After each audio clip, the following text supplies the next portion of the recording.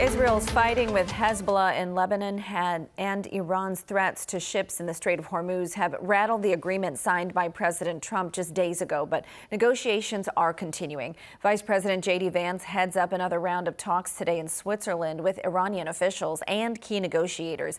NBC's Alice Barr has the latest.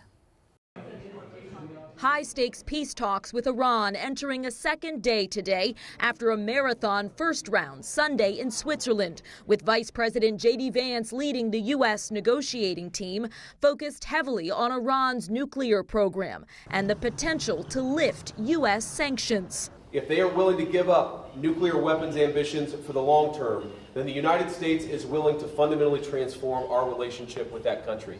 At the same time, President Trump telling Fox News in a Sunday morning phone interview that he told the Iranians directly if they close the Strait of Hormuz, the U.S. will, quote, blow the S out of them and they won't have a country. Iran claimed over the weekend that it did close the strait, though the U.S. disputes that.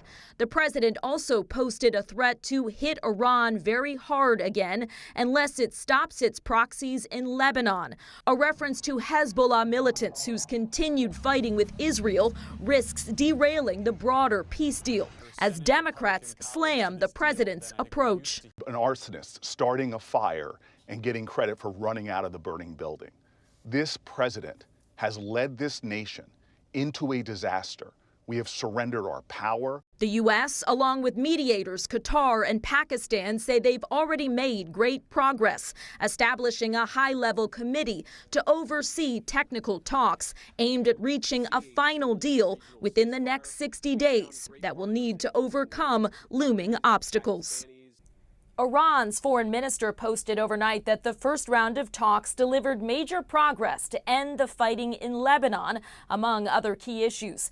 Negotiations are scheduled to continue the rest of the week, even as Iranian state media reported that Iranian officials consider recent threats from President Trump a serious violation of the agreement. In Washington, Alice Barr, NBC News.